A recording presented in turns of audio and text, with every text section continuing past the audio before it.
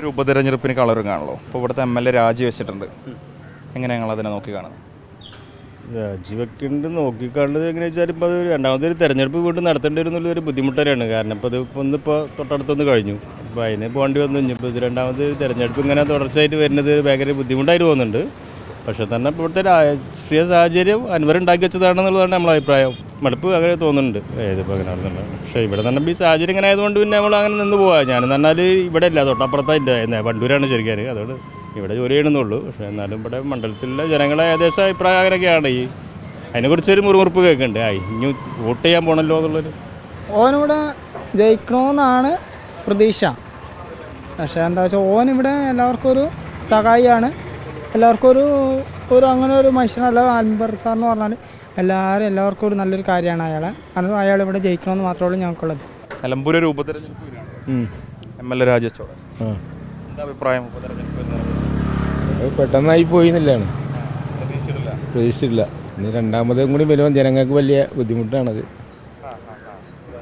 2.5 കൊല്ലമേ ഉള്ളൂ ഞാൻ അടുത്ത്. 6 മാസം ഉപതെരഞ്ഞെടുപ്പ് വന്നാൽ പിന്നെയും കുറച്ച് കഴിഞ്ഞാൽ വേറൊരു തെരഞ്ഞെടുപ്പ് കൂടെ വരും. വോട്ട് ചെയ്യണം, പിന്നെ സാമ്പത്തിക പ്രശ്നങ്ങൾ വരും. അൻവർ എന്ന് പറഞ്ഞാൽ അദ്ദേഹത്തിൻ്റെ മനസ്സിലിരിപ്പം എന്താണെന്ന് നമുക്കറിയില്ലല്ലോ. അദ്ദേഹം നല്ലൊരു നേതാവായിരുന്നു ഉണ്ടായിരുന്നു. പക്ഷേ ഇപ്പം എന്താണെന്ന് പറയാൻ പറ്റില്ല. ജനങ്ങളെ തീരുമാനിക്കട്ടെ. വോട്ട് നമ്മളെ അടുത്ത് ജീവിച്ചിരിപ്പുണ്ടെങ്കിൽ ചെയ്യണം, അത്രേ പറയാൻ പറ്റുള്ളൂ. ഓക്കെ. ഇനി അൻവർ നിന്നാൽ അവിടെ കഴിച്ചില്ല. അൻവർ പറഞ്ഞാലും ഇവിടെ സ്വീകരിക്കൂല ആൾക്കാർ. ഇനി എന്തായാലും ഉണ്ടാവില്ല.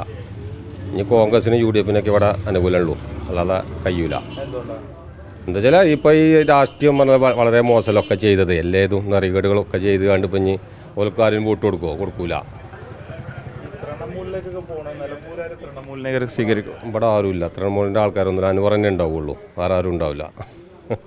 അങ്ങനത്തെ ഒരു ഇത് ഇവിടെ കാര്യമായിട്ട് സ്റ്റണ്ട് UDF-ഉം LDF-ഉം ആണ്. പക്ഷേ കഴിഞ്ഞ പ്രാവശ്യം UDF-ൻ്റെ ആൾക്കാർ കുറേ അങ്ങോട്ട് മറിഞ്ഞ് ഈ പ്രാവശ്യം ഇനിയും അറിയില്ല. ഇനിയിപ്പോൾ അൻവർ പറഞ്ഞാൽ കേൾക്കൂല, അത് ഗ്യാരണ്ടിയാണ്. അതിന് അൻവർ പ്രതീക്ഷിച്ച് ഒത്ത് ഇവിടെ ഉണർന്നിട്ടില്ല. അപ്പം നമ്മൾ ഈ ബൈപ്പാസ് തന്നെ ഒരുപാട് കാലമായി.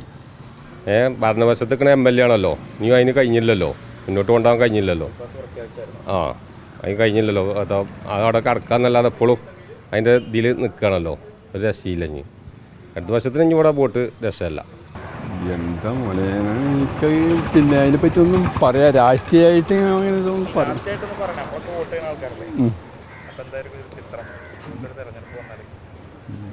തെരഞ്ഞെടുപ്പ് ജനങ്ങൾ തീരുമാനിക്കട്ടെ.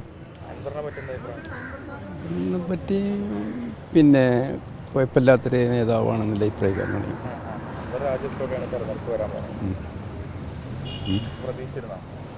എങ്ങനെ രാജിവെക്കുന്നു പ്രതീക്ഷ അങ്ങനെയൊന്നുമില്ല.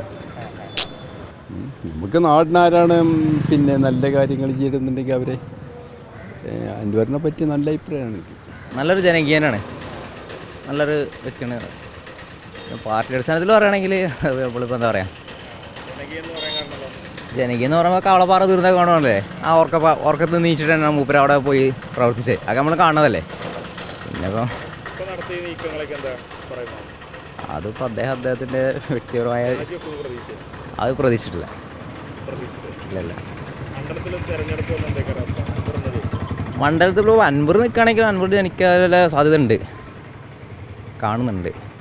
അൻവർ സ്വതന്ത്രനായിട്ട് നിൽക്കുകയാണെങ്കിൽ അൻവർ ജയിക്കുന്ന ഒരു താല്പര്യമുണ്ട്.